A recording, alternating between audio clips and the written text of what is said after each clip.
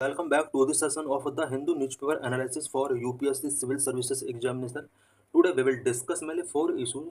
The first issue is related to mental health crisis, and second issue is related to rising obesity, and third issue is related to Supreme Court verdict related to Waqf Amendment Act 2025, and fourth issue is related to five types of writs in Indian Constitution. So let's discuss all the issues in detail. In this lecture, we will discuss what is obesity, what causes obesity, India's obesity crisis. Why news? The Prime Minister expressed concern over the rising obesity, especially among children, and urged people to adopt a healthier lifestyle. Prime minister ने obesity जो rise हो रहा है इससे related concern express किए हैं, specially children के अंदर ओबेसिटी एक बहुत बड़ा चैलेंज है एंड हेल्थ लाइफ स्टाइल को अडॉप्ट करने के लिए प्राइम मिनिस्टर ने अर्ज किया है. What is obesity? Obesity WHO define obesity as abnormal or excessive fat accumulation that poses health risk. Abnormal और एक्सेसिव फैट अगर बॉडी पर एक्यूमुलेशन हो जाता है जो कि हेल्थ रिस्क को पोज करता है, हेल्थ रिस्क का रीजन बनता है, इस तरह की सिचुएशन को ओबेसिटी कहा जाता है. Body mass index of 25 or above classified as overweight and 30 or above as obese.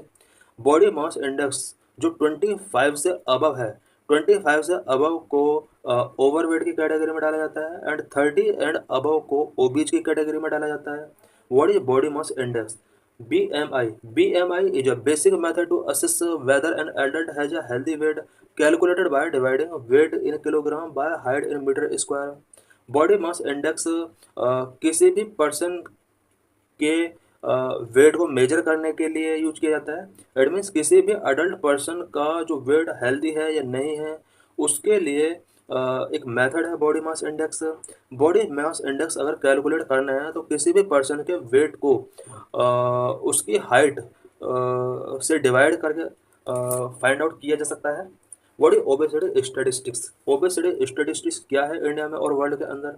In India National Family Health Survey 5 as per the National Family Health Survey 5 2019-22-21 24% of Indian women and 22.9% of Indian men are overweight or obese. National Family Health Survey 5 जो कि 2019-21 में हुआ था, इस सर्वे के according India में 24% women and 22.9% man overweight या obese face कर रहे हैं. As per National Family Health Survey 5, the percentage of overweight children under 5 increased to 3.4% from 2.1% in National Family Health Survey 4 at all India level. All India level पर overweight children का percentage increase हुआ है. National Family Health सर्वे 4 के time overweight children का percentage 2.1% था. 2021 में national Family Health Survey 5 के during ये परसेंटेज 3.4% तक इंक्रीज हो जाता है. ग्लोबली ओबेसिटी का क्या स्टेटस है? From 1990 to 2022 obesity in children and adolescents grow from 2% to 8%, a 4 times increase. 1990 में चिल्ड्रन एंड एडोलसेंट के अंदर जो ओबेसिटी था वो 2% था ओनली, एंड 2022 में 8% लोगों के अंदर ओबेसिटी की प्रॉब्लम इंक्रीज हुई जो कि 4 टाइम्स है. In adult it more than double from 7% to 16%. Adult के अंदर ओबेसिटी डबल हुआ है. 1990 में 7% पॉपुलेशन ओबेसिटी फेस कर रही थी, वहीं 2022 में 16% पॉपुलेशन ओबेसिटी की प्रॉब्लम फेस कर रहे हैं. What are associated health risk of obesity? Obesity के साथ कौन कौन से हेल्थ रिस्क कनेक्टेड हैं? Mother of all disease. Obesity ऐसा माना जाता है कि ऑल डिसीज का मदर है. Obesity the mother of all disease significantly increases the risk of various non communicable disease. Obesity all disease का मदर होता है. ऐसा माना जाता है कि नॉन कम्युनिकेबल डिसीज इसकी वजह से इंक्रीज हो सकते हैं बॉडी में. Number of cardiovascular disease. Indians experience CVDs, cardiovascular disease like heart attack and hypertension at least 10 years earlier than people in other countries. Indian people obesity की वजह से cardiovascular disease such as heart attack जैसी problem face करते हैं. Hypertension जैसी problem Indian लोगों में other countries के कंपेयर में 10 ईयर्स पहले ये रिस्क आ जाता है. Number 3, diabetes. India has the highest number of diabetes cases, 101 million, and obesity increases the risk of type 2 diabetes by causing insulin resistance. India के अंदर डायबिटीज के केसेस पूरे वर्ल्ड में सबसे ज़्यादा है, अबाउट 101 मिलियन केसेस हैं डायबिटीज के इंडिया के अंदर। ओबेसिटी अगर किसी पर्सन को, तो टाइप 2 डायबिटीज का जो रिस्क है वो और भी ज़्यादा इंक्रीज हो जाता है। Joint disorder, access wait strain joints increasing the risk of degenerative disease like knee osteoarthritis and back pen. Access wait अगर होता है किसी पर्सन की बॉडी का, देन इससे जॉइंट्स पर स्ट्रेन पड़ता है and degenerative disease like knee osteoarthritis and back pain जैसी प्रॉब्लम्स रेज होती हैं। Cancer, obesity is linked to cancer with India's cases expected to rise from 14.6 lakh in 2022 to 15.7 lakh by 2025। Obesity cancer के साथ linked है। India में cancer के cases year by year increase हो रहे हैं। 2022 में कैंसर के 14.6 लाख केसेस इंडिया के अंदर रिपोर्ट किए गए। 2025 में ऐसा एक्सपेक्ट किया जा रहा है कि 15.7 लाख केसेस रिपोर्ट किए जाएंगे। Psycho social impact, stigma and bullying cases, low self esteem, depression, anxiety and impact school performance and quality of life in children.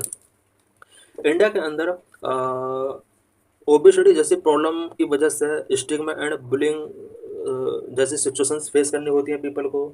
इसकी वजह से depression, anxiety and school performance पर इम्पैक्ट पड़ता है। लाइफ, चिल्ड्रन की life की quality इसकी वजह से अफेक्ट होती है।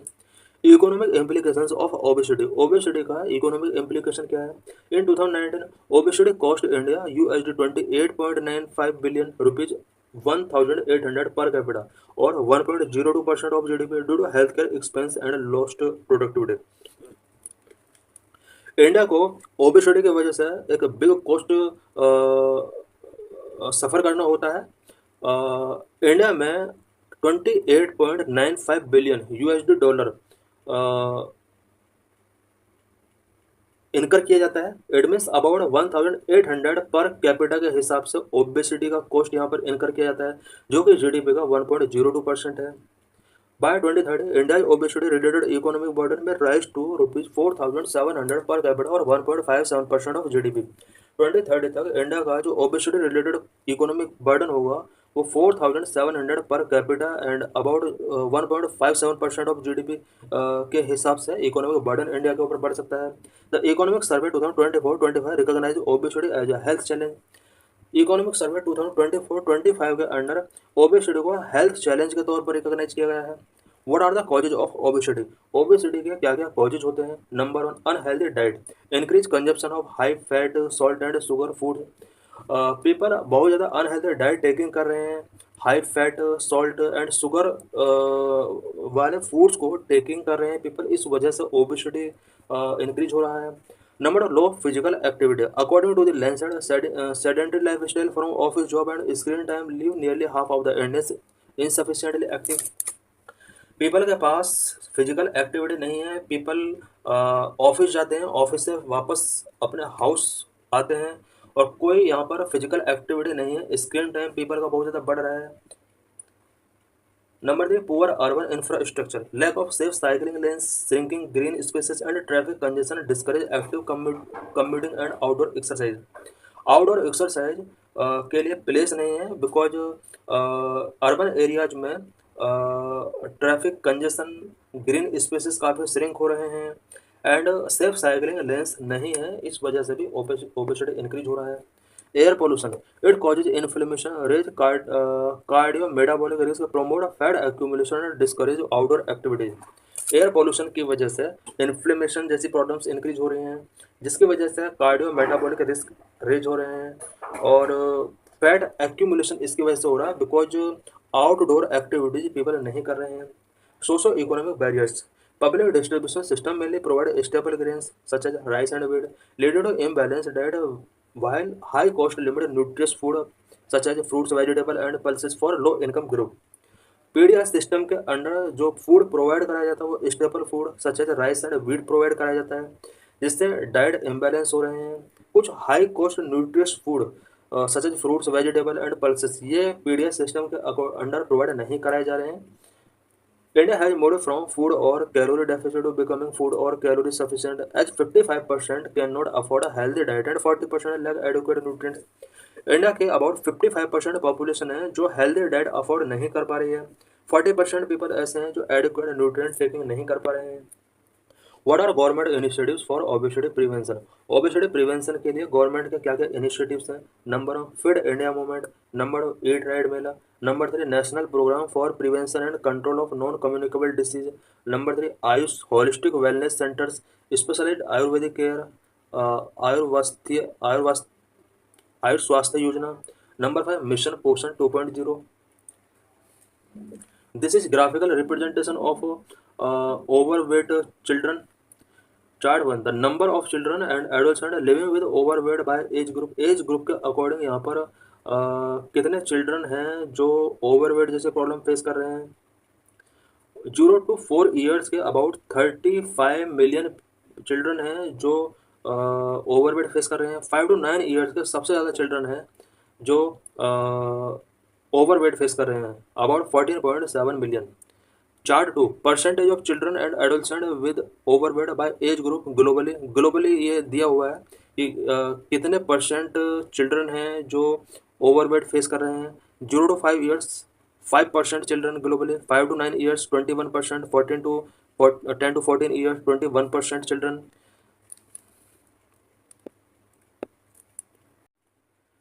Why India's mental health crisis needs urgent attention? What are various Supreme Court verdicts related to mental health? What is issue? Supreme Court orders in July 2025 related to mental health mandated stricter regulations for coaching centers. July month में supreme court ने mental health से related एक order given किया था जिसके under सभी coaching centres के लिए स्ट्रिक्ट रेगुलेशन यहाँ पर मैंडेट किए गए थे। It include registration and grievance redressal mechanism and the formation of district level monitoring committee. July month के इस ऑर्डर के अंदर सभी कोचिंग सेंटर्स के लिए कंपलसरी किया गया था कि सभी कोचिंग सेंटर स्टूडेंट का रजिस्ट्रेशन करें एंड ग्रीवेंस रिड्रेसल मैकेनिज्म सभी कोचिंग इंस्टीट्यूट के अंदर होना चाहिए। साथ ही district level monitoring committee formation करने के लिए सुप्रीम कोर्ट ने ऑर्डर गिवन किए थे। According to recent data from the WHO, more than 1 billion people are living with mental health disorder. WHO के रिसेंट डाटा के अकॉर्डिंग पूरे वर्ल्ड के अंदर about 1 billion, it means about 100 crore से over people हैं जो मेंटल हेल्थ डिसऑर्डर फेस कर रहे हैं। Mental health disorder include anxiety and depression and other problems. Mental health disorder के अंदर anxiety and depression and other problems include होती हैं। Those in distress can seek help at Teleman's helpline at 14416 और 180089 14416। जो भी मेंटल हेल्थ डिसऑर्डर फेस कर रहे हैं वो इन गिवन कॉन्टैक्ट पर हेल्प सीख कर सकते हैं। Supreme Court mental health related judgement. Supreme Court का मेंटल हेल्थ से रिलेटेड क्या जजमेंट रहा है? Right to mental health. The Supreme Court has affirmed that mental health is an integral part of the right to life under Article 21 of the Constitution, reinforcing the principle of the Mental Health Care Act 2017। Supreme court ने reaffirm किया कि article 21 के अंदर जो right to life हमें मिला हुआ है, मेंटल हेल्थ उसका एक इंटीग्रल पार्ट है। इस वर्डिट के थ्रू सुप्रीम कोर्ट ने मेंटल हेल्थ केयर एक्ट 2017 के जो प्रिंसिपल्स हैं उसको रीइंफोर्स किया है। Student mental health guidelines, student के लिए भी सुप्रीम कोर्ट ने कुछ गाइडलाइंस 2025 में रिलीज किए हैं। Court issued 15 comprehensive guidelines for all educational and coaching institutions emphasizing a supportive environment for student। Supreme court ने अप्रैल मंथ में सभी एजुकेशनल एंड कोचिंग इंस्टीट्यूट के लिए 15 comprehensive guidelines रिलीज किए जिसके अकॉर्डिंग स्टूडेंट के लिए एक सपोर्टिव एनवायरनमेंट क्रिएट करने के लिए यहाँ पर ऑर्डर गिवन किया गया। Supreme Court directed all state and UTs to notify rules within 2 months covering registration, student protection and grievance redressal for coaching centers। Supreme court ने सभी स्टेट एंड यूटीज को नोटिफाई किया कि वो अपने सभी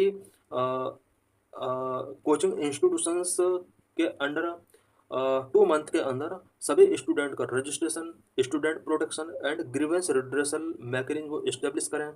District level monitoring committee headed by the district magistrate were ordered to be formed to oversee implementation and address complaints। Supreme court ने district magistrate की चेयरमैनशिप में डिस्ट्रिक्ट लेवल मॉनिटरिंग कमेटी भी फॉर्म करने के लिए यहाँ पर कहा। और इस कमेटी का जो मेन रिस्पॉन्सिबिलिटी होगी वो स्टूडेंट के लिए जो भी मेंटल हेल्थ से रिलेटेड सुप्रीम कोर्ट का ऑर्डर था उस या फिर स्टूडेंट की जो भी कंप्लेंट्स होती हैं कोचिंग इंस्टीट्यूट के अंदर उन सभी को एड्रेस करने के लिए इम्प्लीमेंट कराने के लिए यहाँ पर district level monitoring committee establish करने के लिए कहा गया।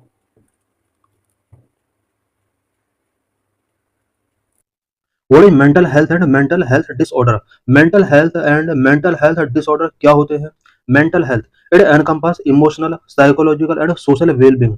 मेंटल हेल्थ के अंदर emotional psychological and social wellbeing include होता है। इट मीन्स इसमें कोई फिजिकल प्रॉब्लम इंक्लूड नहीं होती है। बहुत सारे ऐसे पर्सन हैं जो फिजिकली फिट हैं लेकिन इमोशनली साइकोलॉजिकली एंड सोशली वो फिट नहीं है।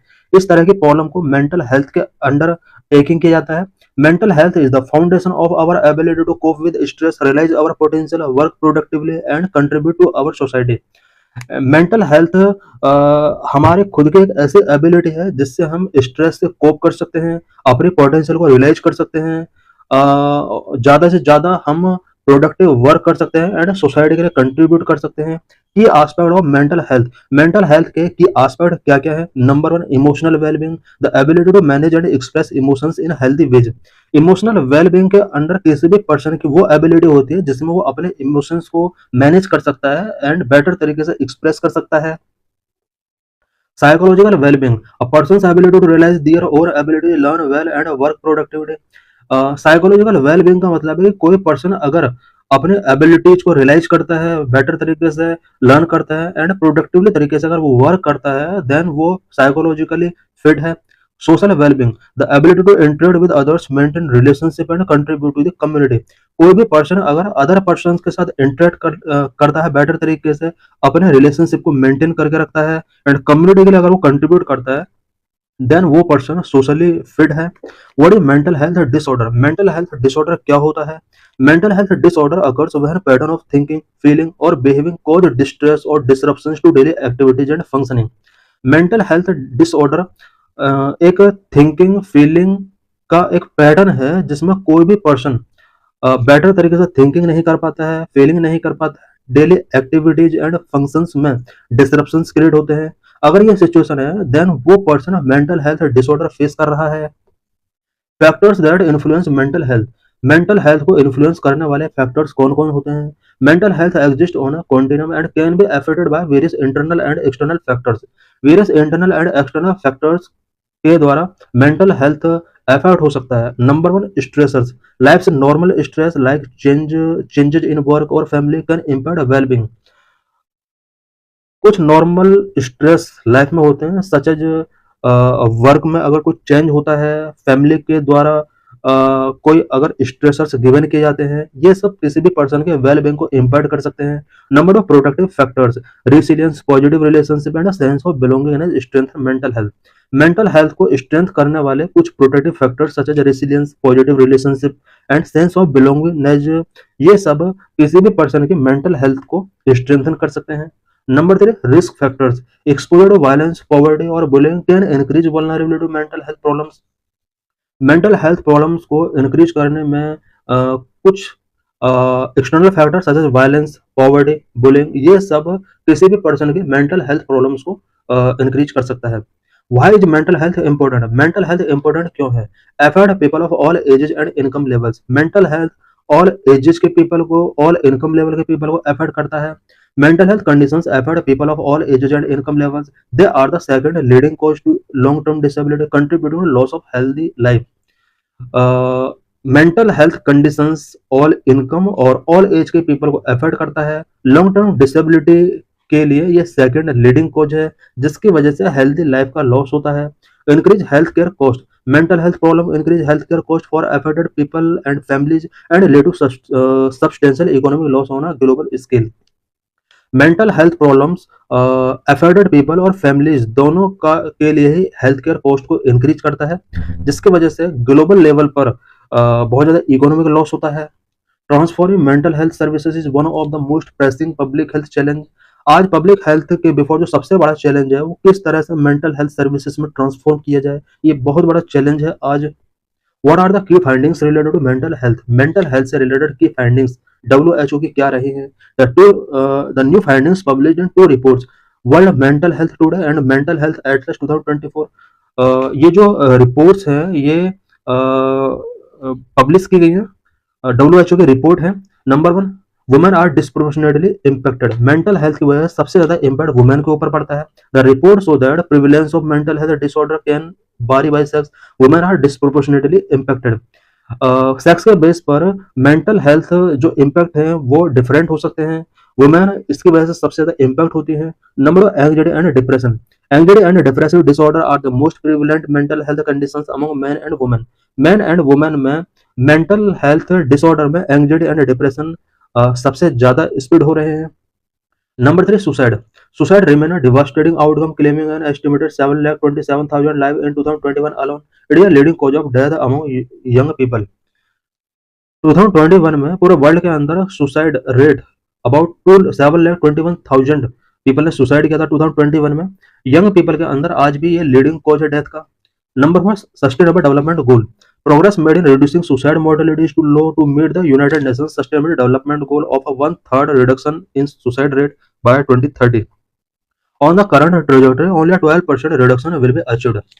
यूनाइटेड नेशन का सस्टेनेबल डेवलपमेंट गोल के अंडर भी सुसाइड रेट को कम करने का एक टारगेट रखा गया है। 2030 तक about one third, it mean 33% तक सुसाइड रेट को कम करने का यहाँ पर टारगेट रखा गया था, पर अभी ओनली 12% का ही रिडक्शन हो पाया है। प्रोग्रेस इसके लिए बहुत ही स्लो तरीके से हो रहे हैं। Number five, economic impact of mental health disorder is a staggering. Depression and anxiety alone cause the global economy an estimated $1 trillion each year. Mental health disorder की वजह से बहुत ज्यादा इकोनॉमिक कॉस्ट पूरे वर्ल्ड को फेस करना होता है। डिप्रेशन एंड एंग्जाइटी की वजह से पूरे वर्ल्ड के अंदर ईच ईयर $1 ट्रिलियन का ग्लोबल इकोनॉमी कॉस्ट है इसका। What are the flaws in mental care system? Mental care system के बिफोर क्या क्या प्रॉब्लम्स हैं, क्या क्या फ्लॉज हैं? Number, lack of legal reforms. While many countries have adopted right-based approach and enhanced preparedness for mental health and psychological support, this momentum has not translated into legal reform. बहुत सारे countries हैं पूरे world के अंदर जिन्होंने mental health से related right based approach follow किए हैं and mental health and psycho social support provide करने के लिए इन्होंने इंफ्रास्ट्रक्चर को बेटर किया है, बट अभी ये सब इनिशिएटिव लीगल रिफॉर्म्स में ट्रांसलेट नहीं हो पाए हैं। Number of fewer countries have adopted right-based mental health legislation, and only 45% of the countries evaluated law in full compliance with international standard.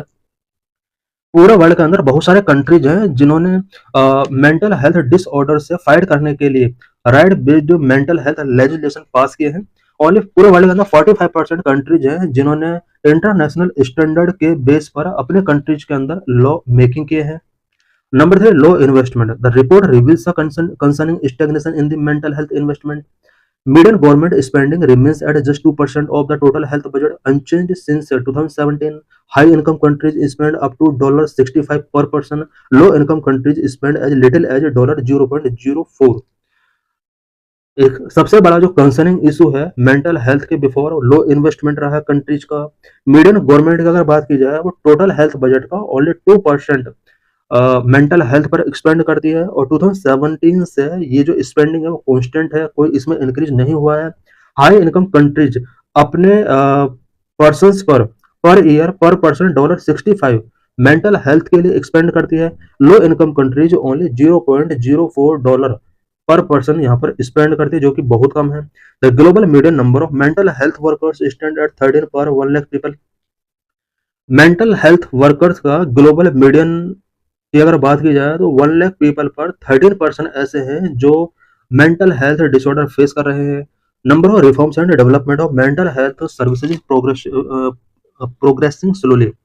Mental health services से related जो भी development या reforms किए जा रहे हैं वो काफी स्लो तरीके से किए जा रहे हैं। Number five, lack of community-based care models. Fewer than 10% of countries have fully transitioned to community-based care models. World के ज्यादातर कंट्रीज में कम्युनिटी बेस्ड केयर मॉडल्स नहीं है, जो कि होने चाहिए। 10% से भी कम कंट्रीज हैं जहां पर मेंटल हेल्थ से फाइट करने के लिए कम्युनिटी बेस्ड केयर मॉडल्स हैं।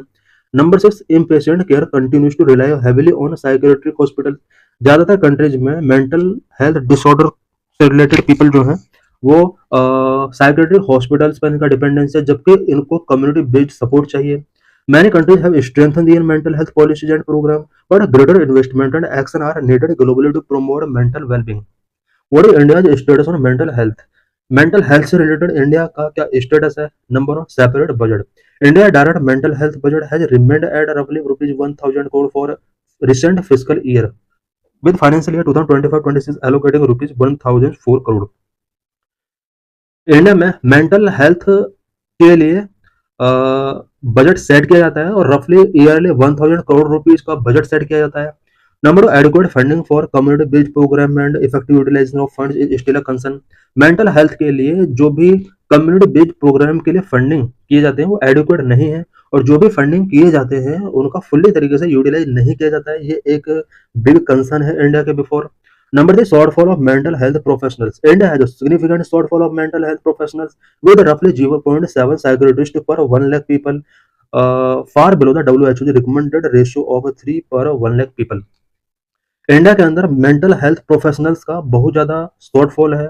WHO ने रिकमेंड किया है कि 1 लाख पीपल पर अबाउट 3 साइकियाट्रिस्ट होने चाहिए हर कंट्री के अंदर, बट इंडिया के अंदर 1 लाख पीपल पर ओनली 0.7 साइकियाट्रिस्ट अवेलेबल हैं. Number 4, stigma and reluctance to seek help and lack of manpower remain the major concern. Mental health disorder face कर रहे पीपल हेल्प सीकिंग नहीं कर पाते हैं. इन पीपल को स्टिग्मा फेस करना पड़ता है. इनके लिए प्रॉपर मैन पावर भी नहीं है जो इनकी हेल्प कर सके. ये कुछ मेजर कंसर्न है इंडिया के before. What are government initiatives? Mental health disorder से फाइट करने के लिए गवर्नमेंट के द्वारा क्या क्या इनिशिएटिव्स टेकिंग किए गए हैं? Major infrastructure development. The national tele mental health programme has expanded. India के अंदर national tele mental health programme launch किया गया. Educational development is happening at the fast pace. Focused work is being done to create awareness. India के अंदर mental health से fight करने के लिए सोशल अवेयरनेस इंक्रीज किए जा रहे हैं. Recently Supreme Court stayed certain provisions of Waqf act. Supreme Court of India ने वक्फ एक्ट से रिलेटेड कुछ प्रोविजंस पर स्टे लगा दिया है. वो कौन कौन से प्रोविजन है जिस पर स्टे लगा है, इस आर्टिकल के अंदर उन प्रोविजन से रिलेटेड हम डिस्कशंस करेंगे. Lecture is important for GS paper 2. Why news? Supreme Court of India has issued an interim stay on some of the most contentious provisions of Waqf Amendment Act 2025, but refused to issue a blanket stay on the entire act. Recently, Supreme Court of India ने वक्फ amendment act 2025 के कुछ contentious provisions पर interim stay लगा दिया है, but entire act को stay लगाने से रिफ्यूज किया है. Provisions stayed by the Supreme Court. किन किन प्रोविजंस पर सुप्रीम कोर्ट ने स्टे लगाया है? नंबर वन, 5 ईयर प्रैक्टिसिंग मुस्लिम रिक्वायरमेंट. 5 ईयर मुस्लिम प्रैक्टिसिंग का जो प्रोविजन किया गया था वक्फ एक्ट के अंडर, उस पर स्टे लगा दिया है. The code state the provision that a person must have practice Islam for at least 5 years before creating a वक्फ.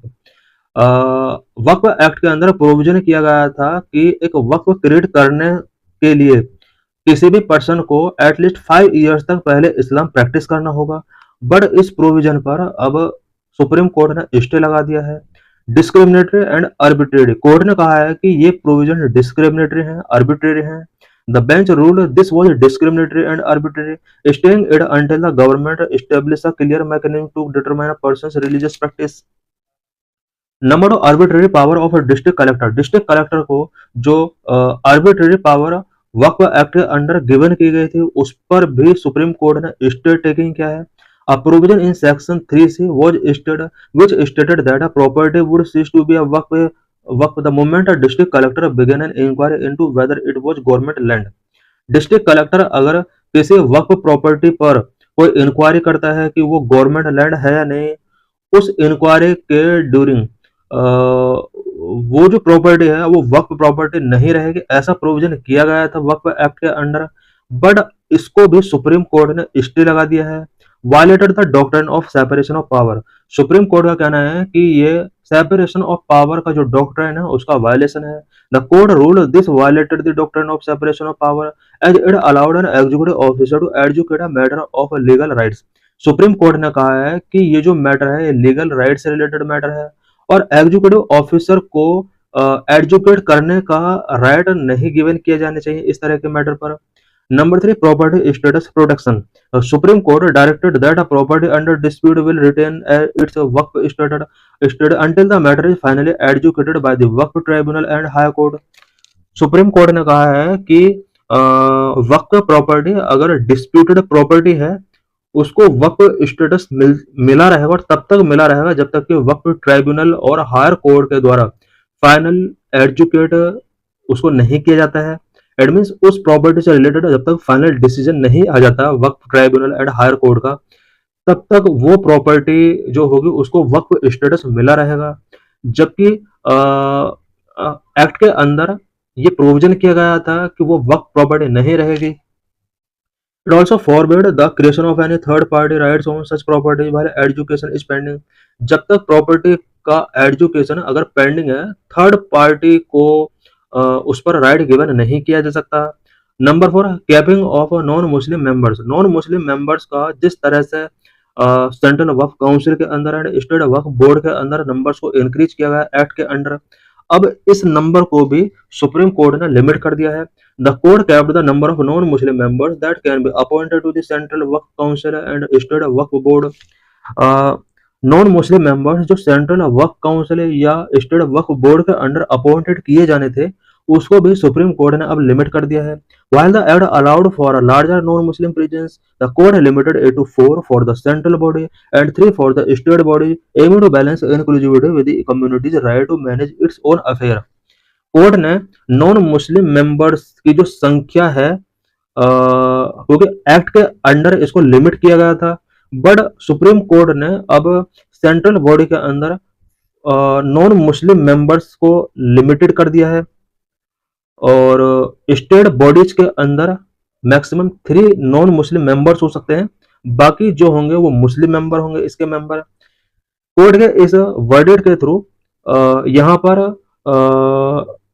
जो फंडामेंटल राइट मिला हुआ है आर्टिकल 25 एंड 26 के अंडर उसको प्रिजर्व करने की कोशिश की गई है। बिकॉज रिलीजियस के जो अपने अफेयर होते हैं उस पर्टिकुलर रिलीजन के कम्युनिटी के द्वारा उसको मैनेज करने का राइट गिवन किया गया है। सिग्निफिकेंस ऑफ यूपीएससी, ये जो इशू है ये यूपीएससी के लिए किस तरह से सिग्निफिकेंस रखता है। Polity and governance, the case test fundamental constitutional principles including the separation of power, freedom of religious article 25 and 26, equality, right of property. ये जो इशू है ये फंडामेंटल कॉन्स्टिट्यूशनल प्रिंसिपल्स को टेस्ट करता है। Fundamental constitutional provisions such as separation of power से related ये issue हो सकता है, फ्रीडम ऑफ रिलीजन से कनेक्ट है, इक्वालिटी से जुड़ा हुआ इशू है and right to property article 300 के अंडर जो मिला हुआ है उससे रिलेटेड है।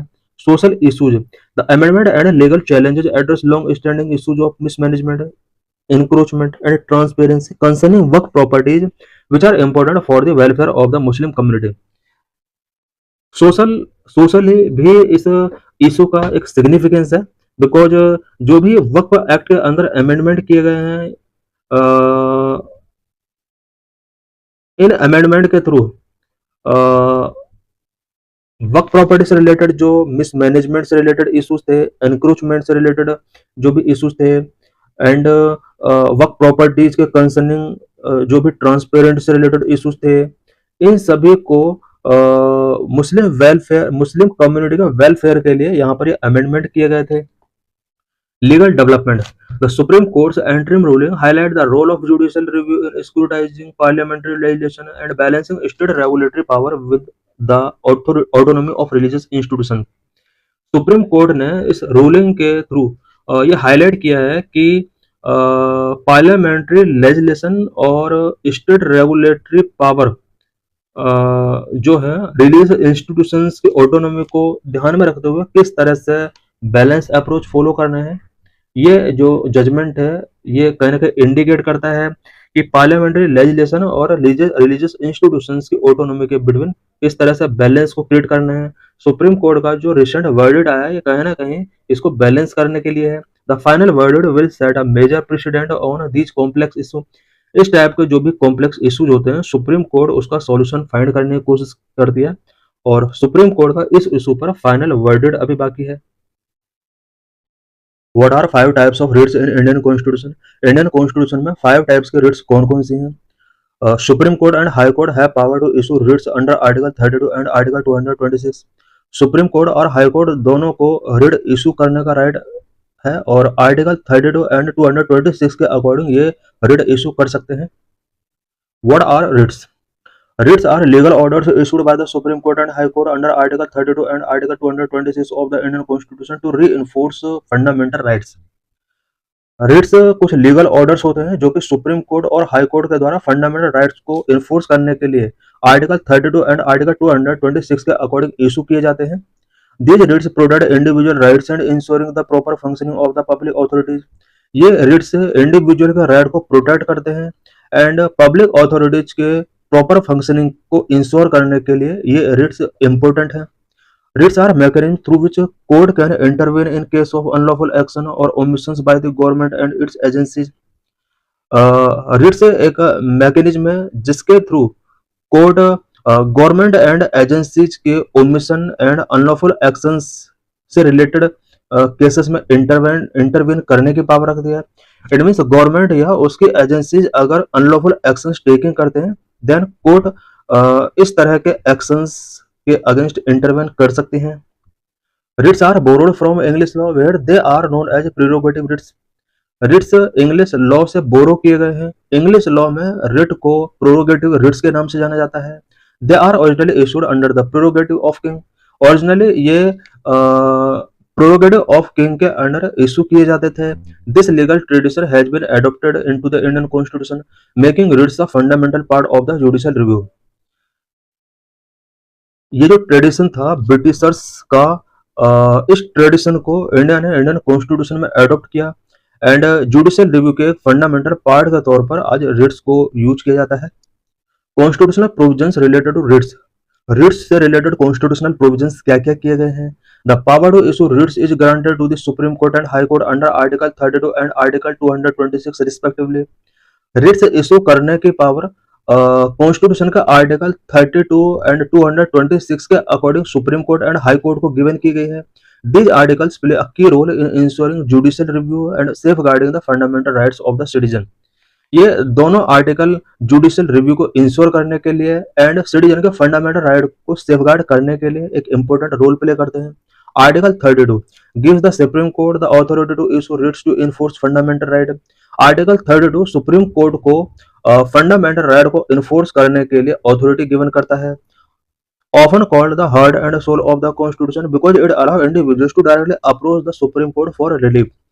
आर्टिकल 32 को कॉन्स्टिट्यूशन का हार्ट एंड सोल भी कहा जाता है बिकॉज इस आर्टिकल के अकॉर्डिंग किसी भी फंडामेंटल राइट का अगर वायलेशन होता है then people directly Supreme Court जा सकते हैं।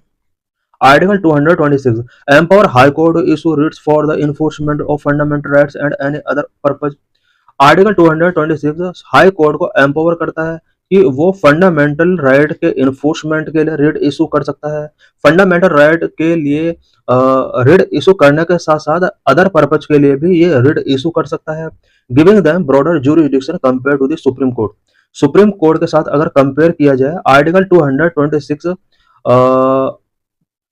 स्टेट को जो इस आर्टिकल के अंदर रिट हाई कोर्ट को जो रिट इशू करने का पावर मिला हुआ है 226 में, वो सुप्रीम कोर्ट के कंपेयर में इसको ब्रॉडर ज्यूरिसडिक्शन मिला हुआ है। Types of writs. रिट्स कितने टाइप का होता है? The Indian legal system recognises 5 primary types of writs. Indian legal system के अंडर 5 टाइप्स के रिट्स को रिकॉग्नाइज किया गया है। Number 1 habeas corpus, a Latin term that means to have the body of. Habeas corpus एक Latin term है, इसका meaning to have the body of होता है। Habeas corpus is an order issued by a court to a person who has detained another individual, compelling them to produce the detained person before the court. Habeas corpus एक order होता है जो कि court के द्वारा issue किया जाता है, स्पेशली उस पर्सन के लिए इशू किया जाता है जिसने किसी अदर इंडिविजुअल को डिटेन करके रखा हुआ है, और जिस पर्सन के लिए इशू किया जाता है उसको कंपेल किया जाता है कि वो डिटेन्ड पर्सन को कोर्ट के बिफोर प्रोड्यूस करे। Court then examine the reasons and legality behind the detention. इसके बाद कोर्ट डिटेंशन के बिहाइंड क्या रीजन है, क्या लीगलिटी है, उसको एग्जामिन करता है। If the detention is found to be unlawful the court will order the immediate release of the detained person. अगर कोर्ट को लगता है कि डिटेंशन अनलॉफुल तरीके से किया गया है, then court immediately detained person को रिलीज कर देगा। It can be issued against both public authorities and private individuals. Habeas corpus public authorities and private individual के अगेंस्ट भी रिलीज इशू किया जा सकता है। Writ of habeas corpus will not be issued in cases where the detention is unlawful. कुछ cases हैं जहां पर हैबियस कॉर्पस इशू नहीं किया जा सकता है, such as detention is lawful. अगर डिटेंशन लॉफुल तरीके से किया गया है देन उस केस में हैबियस कॉर्पस कोर्ट इशू नहीं कर सकती। The proceeding is for contempt of a legislature और अ कोर्ट। अगर प्रोसीडिंग कोर्ट के या लेजिस्लेचर के कंटेम्प्ट के रिस्पेक्ट में है देन उस केस में भी हैबियस कॉर्पस इशू नहीं किया जा सकता। The detention has been ordered by competent court. अगर डिटेंशन किसी कंपिटेंट कोर्ट के द्वारा ऑर्डर किया गया उस केस में भी हैबियस कॉर्पस इशू नहीं किया जा सकता। The detention is outside the court jurisdiction. अगर डिटेंशन कोर्ट की ज्यूरिसडिक्शन के आउट है उस केस में भी हैबियस कॉर्पस इशू नहीं किया जा सकता। Number 2, mandamus. Mandamus means we command. A directive issued by a court to a public official compelling them to perform a duty that they have legally obligated to fulfill but have either failed or refused to do. Mandamus court के द्वारा किसी public official के लिए एक directive होता है और इसमें पब्लिक ऑफिशियल को अपनी ड्यूटी परफॉर्म करने के लिए कहा जाता है। It can also be issued to public bodies, corporations, lower court, tribunals, or government agencies to ensure they perform their official duties. Mandamus public bodies के against, corporations, lower court, tribunal, government agencies के against भी issue किया जा सकता है so that official जो officer लोग हैं वो अपने ऑफिशियल ड्यूटीज को बेटर तरीके से परफॉर्म कर सकें। Mandamus can not be issued in the following cases. कुछ केसेस में मैंडामस इशू नहीं किया जा सकता अगेंस्ट प्राइवेट इंडिविजुअल और ऑर्गेनाइजेशन। किसी प्राइवेट इंडिविजुअल या ऑर्गेनाइजेशन के अगेंस्ट मैंडामस इशू नहीं किया जा सकता against the president of India और the state governor. Governor and president के अगेंस्ट मैंडामस इशू नहीं किया जा सकता against the chief justice of high court acting in a judicial capacity. Chief justice of high court के against mandamus issue नहीं किया जा सकता to enforce departmental instructions without statutory backing where the duty is discretionary rather than mandatory to enforce a contractual obligation. इन सभी cases में mandamus issue नहीं किया जा सकता। Number 3, prohibition. Prohibition means to forbid. इसमें हायर कोर्ट लोअर कोर्ट को एक ऑर्डर इशू करती है स्पेशली प्रिवेंट करने के लिए, issued by a higher court or lower court or tribunal, preventing it from acting beyond its legal authority or jurisdiction it does not have. Prohibition higher court के द्वारा lower court या tribunal के लिए issue किया जाता है। इसमें कोई भी लोअर कोर्ट या ट्राइब्यूनल अगर अपने जुरिसडिक्शन के आउट वर्क करती है उसको प्रिवेंट किया जाता है इस रिट के through. Can only be issued against judicial and quasi judicial authorities. Prohibition writ judicial and quasi judicial authorities के अगेंस्ट इशू किया जा सकता है। It can not be involve against administrative authorities, legislative bodies और private individuals and organisation. Prohibition administrative authorities, legislative bodies, private individuals and organisation के against invoke नहीं किया जा सकता।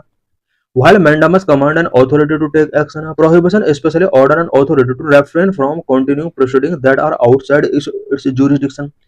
मैंडामस और प्रोहिबिशन में जो मेन डिफरेंस है वो ये है कि मैंडामस जो होता है वो अथॉरिटी को एक्शन टेकिंग करने के लिए इशू किया जाता है, जबकि प्रोहिबिशन जो होता है वो प्रोसीडिंग्स को कंटिन्यू करने के लिए डिनाई किया जाता है। इट मीन्स जो भी प्रोसीडिंग्स ज्यूरिसडिक्शन के आउट चल रही हैं उसको यहाँ पर रेफरेंस करने के लिए कहा जाता है।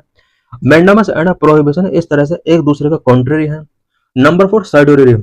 Certiorari means to be certified or to be confirmed, informed, issued by a higher court or lower court or tribunal, either to transfer a case to itself or to quash the decision made by the lower authority. जिस तरह से अभी हमने देखा कि prohibition एक higher court के द्वारा लोअर कोर्ट या ट्राइब्यूनल के लिए इशू किया जाता है, उसी तरह से सर्टियोरी रिट जो होता है वो भी हायर कोर्ट के द्वारा लोअर कोर्ट या ट्राइब्यूनल के लिए इशू किया जाता है। स्पेशली इसमें किसी केस को ट्रांसफर करने के लिए या फिर किसी केस को क्वेश करने के लिए या फिर लोअर कोर्ट के द्वारा जो भी डिसीजन मेक किया गया है उसको क्वेश करने के लिए ये रिट इशू किया जाता है। Issued when there has been an excess or lack of jurisdiction or when there is an error in the application of law. Unlike prohibition, which only prevent future actions, certiorari can be both preventive and corrective, addressing past legal errors. Prohibition जिसके अंदर future actions को prevent किया जाता है, सर्टियोरी के अंदर past legal errors जो भी हुए हैं उनको एड्रेस किया जाता है। यही वजह है कि सर्टियोरी को प्रिवेंटिव एंड करेक्टिव रिट के तौर पर जाना जाता है। Originally, certiorari was only issued against judicial and quasi-judicial bodies. Originally, certiorari writ को judicial and quasi-judicial bodies के against issue किया जाता था, but in a 1991 ruling, the Supreme Court expanded its scope, allowing it to be issued against administrative authorities that impaired individuals' right. 1991 में supreme Court के एक order के द्वारा सर्टियोरी writ के जो स्कोप है उसको एक्सपेंड कर दिया जाता है और अब इसको एडमिनिस्ट्रेटिव अथॉरिटीज के अगेंस्ट भी इशू किया जा सकता है। एडमिनिस्ट्रेटिव अथॉरिटीज के अगेंस्ट तब इशू किया जाएगा सर्टियोरी जब कोर्ट को लगता है कि एडमिनिस्ट्रेटिव ऑर्डर के द्वारा किसी इंडिविजुअल के राइट इम्पैक्ट हुए हैं। Like prohibition, certiorari can not be issued used against legislative bodies और private individuals and organisation. Prohibition की तरह सर्टियोरी को भी लेजिस्लेटिव बॉडीज के against, private individual and organisation के अगेंस्ट यूज नहीं किया जा सकता। Number 5, quo warranto. Quo warranto means by word authority और warrant issued by a court to inquire into the legality of a person's claim to hold a public office। Quo warranto जो होता है वो court के द्वारा किसी particular person के against इसको इशू किया जाता है। कोई पर्सन जो किसी पब्लिक ऑफिस को होल्ड किया हुआ है और उसके लीगली से रिलेटेड अगर क्वेश्चन रेज होते हैं देन उस पर्सन की उस पोस्ट पर लीगलिटी को इंक्वायर करने के लिए कोर्ट के द्वारा क्यू वारंट इशू किया जाता है। Prevent the unlawful occupation of the public office by someone without proper legal authority. कोई भी पर्सन अगर किसी पब्लिक ऑफिस का ऑक्यूपेशन करता है अनलॉफुल तरीके से, देन इस तरह के इंसिडेंट को प्रिवेंट करने के लिए क्यू वारंट एक इंपॉर्टेंट रिट होता है। Can only be issued for a substantive public office in a permanent nature established by law और द कॉन्स्टिट्यूशन। क्यू वारंट जो होता है वो किसी भी ऐसे पब्लिक ऑफिस जो कि लॉ या कॉन्स्टिट्यूशन के अकॉर्डिंग एस्टेब्लिश किया गया है, जो परमानेंट नेचर का है, उसके अगेंस्ट क्यू वारंट इशू किया जा सकता है। Does not apply to minister और प्राइवेट ऑफिस। मिनिस्टर या प्राइवेट ऑफिस पर ये अप्लाई नहीं होता है। Unlike other writs, quo warrant can be filed by an interested person, not just the individual directly affected by the usurpation of the office. Other writs जो हैं वो normal people के द्वारा फाइल नहीं की जा सकती, बट क्यू वारंट एक ऐसा रिट है जिसको इंटरेस्टेड पर्सन जो डायरेक्टली अफेक्टेड नहीं है वो भी इसको फाइल कर सकते हैं। Writ jurisdiction of Supreme Court versus High Court. Supreme Court और हाई कोर्ट का रिट पर जो ज्यूरिसडिक्शन है उसमें क्या डिफरेंस है। Supreme Court and High Court jurisdiction and the scope of their authority to issue writs differ significantly. Supreme Court और High Court की जो ज्यूरिसडिक्शन है एंड अथॉरिटी का जो स्कोप है वो डिफरेंट है। The key differences are, number 1, scope of rights. Supreme Court power to issue right writs is limited to enforcing fundamental rights. Fundamental rights को इन्फोर्स करने के रिस्पेक्ट में सुप्रीम कोर्ट के पास रिट इशू करने की जो पावर है वो लिमिटेड है। In contrast, high Court can issue Ritz not only for enforcing fundamental rights but also for other legal purposes. High court के पास जो पावर होती है रिट इशू करने की वो सिर्फ फंडामेंटल राइट को इन्फोर्स करने के रिस्पेक्ट में नहीं होती है, बल्कि अदर लीगल पर्पजेज के लिए भी सुप्रीम हाई कोर्ट के पास पावर है कि वो रिट इशू कर सकती है। रिट सिर्फ फंडामेंटल राइट को इन्फोर्स करने के लिए नहीं है बल्कि कुछ लीगल पर्पज के लिए भी रिट इशू किए जा सकते हैं और ये जो पावर है वो हाई कोर्ट के पास होती है। This means that High Court have broader writ jurisdiction as compare to Supreme Court. इसका मीनिंग ये हुआ कि हाई कोर्ट के पास रिट ज्यूरिसडिक्शन ब्रॉडर है जबकि सुप्रीम कोर्ट के पास उतना नहीं है। Number 2, territorial jurisdiction. The Supreme Court can issue writs against individual or government authorities across the entire territory of India. High Court can issue writs only within their territorial jurisdiction. Supreme Court के पास power है कि वो writ पूरा country के अंदर writ issue करने की authority होती है, जबकि हाई कोर्ट के पास अपनी जो टेरिटोरियल जुरिसडिक्शन है उसी एरिया के अंदर रिट इशू कर सकता है। High Court can also issue writs outside their jurisdiction but only if the cause of action arises within their territorial limits. High Court अपने जुरिसडिक्शन के आउटसाइड भी रिट इशू कर सकती है, बट कंडीशन ये है कि इस रिट के लिए जो भी कॉज ऑफ एक्शन है वो उसके टेरिटोरियल लिमिट्स के अंदर होना चाहिए। Thus, the Supreme Court's territorial jurisdiction is wider compared to that of the High Court. Territorial jurisdiction की अगर बात की जाए तो सुप्रीम कोर्ट के पास पावर ज्यादा है, जबकि हाई कोर्ट के पास टेरिटोरियल जुरिडिक्शन उतना नहीं है। हाई कोर्ट के पास एक पर्टिकुलर स्टेट तक ही जुरिडिक्शन होता है। Nature of remedy the right to approach the Supreme Court under article 32 is itself a fundamental right meaning the Supreme Court cannot refuse to exercise its writ jurisdiction. Constitution का article 32 के according Supreme Court तक people को approach करने का right है, और article 32 itself भी एक फंडामेंटल राइट है, और सुप्रीम कोर्ट कभी भी आर्टिकल 32 के अंडर जो रिट जुरिडिक्शन को एक्सरसाइज करती है उसको कभी रिफ्यूज नहीं कर सकता। On the other hand High Court have discretionary power under article 226 allowing them to decline issuing writs. High court के पास जो रिट इशू करने की पावर है आर्टिकल 226 के अंडर, ये एक डिस्क्रिशनरी पावर है और वो रिट इशू करने के लिए डिक्लाइन कर सकती है। जबकि सुप्रीम कोर्ट के पास आर्टिकल 32 के अंडर जो पावर मिली हुई है, सुप्रीम कोर्ट कभी भी रिट इशू करने से रिफ्यूज नहीं कर सकती, बिकॉज आर्टिकल 32 खुद अपने आप में एक फंडामेंटल राइट है।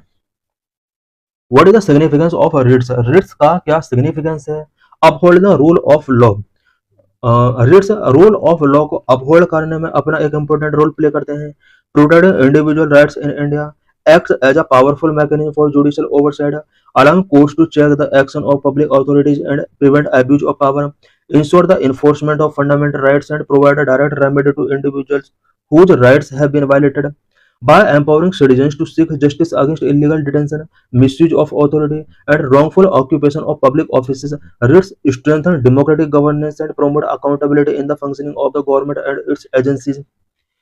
रिट्स के द्वारा सिटीजन को जस्टिस, इलीगल डिटेंशन के अगेंस्ट जस्टिस सीख करने की यहाँ पर पावर दी गई है।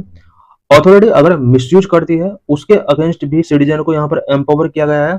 एंड पब्लिक ऑफिस में अगर रॉन्गफुल ऑक्यूपेशन होता है उसके लिए भी रिट के अंदर कुछ प्रोविजन किया गया, और इस तरह से डेमोक्रेटिक गवर्नेंस को स्ट्रेंथ करने में रिट का बहुत इंपॉर्टेंट रोल होता है।